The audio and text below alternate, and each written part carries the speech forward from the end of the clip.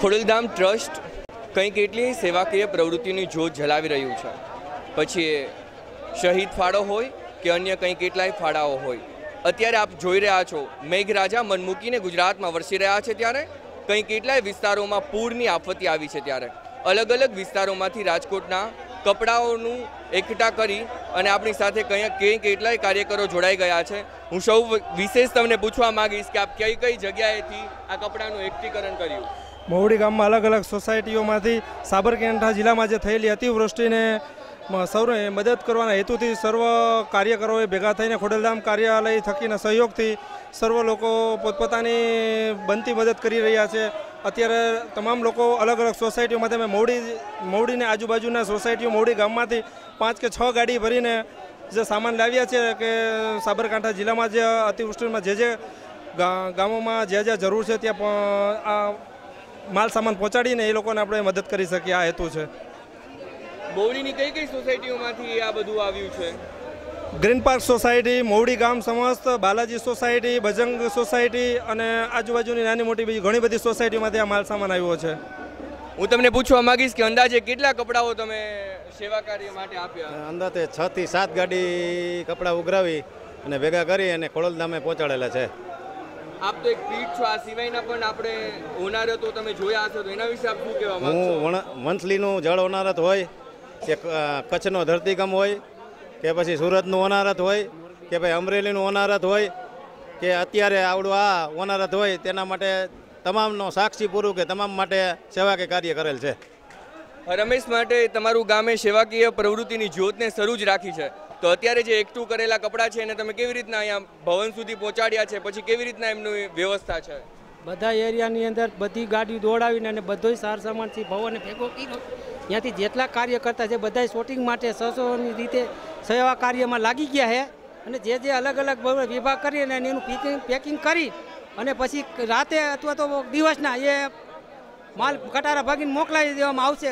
જે આપણે બનાસકાંઠા જે હોનારત છે એના માટે કાર્યકર્તા રાત દિન મહેનત કરી છે ને સ્વયંભૂ કર્યું કે પરાણે માંગવા? ના પરાણેમાં એક જ હાકલમાં કરીને એક જ હાલમાં અડધી કલાકમાં મેં માનો કે મારી ડેટી જે ભેગું કર્યું અડધી કલાકમાં મેં 3 યુટિલિટી ભેગી કરી લીધી, 2-3 એરિયા જે એક જ વારમાં એક જ કરવામાં લોકોએ બધી સેવાને હાકલ પાડીને તો સ્વયં કામ ઉપાડી લીધું બધાએ. માત્ર વૃદ્ધો જ નહીં, યુવાનો પણ આ સેવાકીય કાર્યમાં જોડાઈ રહ્યા છે. ત્યારે આપણી વચ્ચે એવા જ એક યુવાન જોડાઈ ગયા છે, તમે શું કહેવા માંગશો?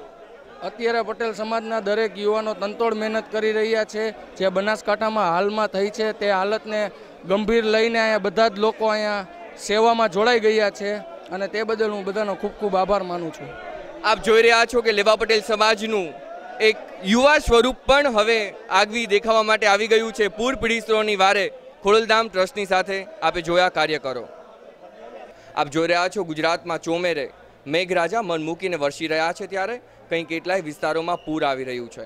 પૂર પીડિતોની વારે ખોડલધામ ટ્રસ્ટ આજ એમની વારે આવ્યું છે. ખોડલધામ ટ્રસ્ટ કંઈ કેટલી સેવાકીય પ્રવૃત્તિની જોત જલાવી રહ્યું છે, ત્યારે આપ જોઈ શકો છો ખોડલધામના કાર્યકર્તાઓ અને કન્વીનર બહેનો આપણી સાથે જોડાઈ ગયા છે. હું એમને સવિશેષ પૂછવા માંગીશ કે જે આ બધા કપડાઓ આવે છે એનું શૂટિંગ તમે કઈ રીતના કરો છો? અમે જે બધા કપડાં આવે છે ને એમાં જેન્ટ્સના અલગ રાખીએ, લેડીઝના અલગ રાખીએ છીએ, ઓઢવા પાથરવાના અને બાળકોના પણ અલગ રાખીએ છીએ, બૂટ ચપ્પલ પણ અલગ રાખીએ છીએ.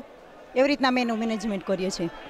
કેટલા બહેનો કઈ સોસાયટીઓમાંથી આવે છે અને કેટલા બહેનો અત્યારે કાર્ય કરી રહ્યા છે? અમે રાજકોટમાંથી જુદા જુદા વિસ્તારોમાંથી, કાળા રોડ છે, હરિધવા રોડ છે, માયાણી ચોક છે, અને અમે 500 બહેનો કન્વીનર જોડાયેલા છીએ. તમને આમંત્રણ આપવામાં આવ્યું હતું કે સ્વયંભૂ આવ્યા? નહીં, અમે સ્વયંભૂ આવ્યા છીએ. અમને જ્યારે ખબર પડી કે બનાસકાંઠામાં પૂરગ્રસ્ત લોકોની માટે મદદની જરૂર છે તો અમે સ્વયંભૂ આવ્યા છીએ, કોઈ બોલાવવા નથી આવ્યા. મિત્રો, આપ જોઈ રહ્યા છો આજકાલની સહેલાણીઓ સિરિયલ જોવામાં જ વ્યસ્ત હોય છે, ત્યારે ખોડલધામ ટ્રસ્ટની કન્વીનર બહેનો અને ખોડલધામ ટ્રસ્ટના સભ્યો બહેનો દરેક કાર્યકર્તાઓ આજે પૂર પીડિતોની વારે આવ્યું છે.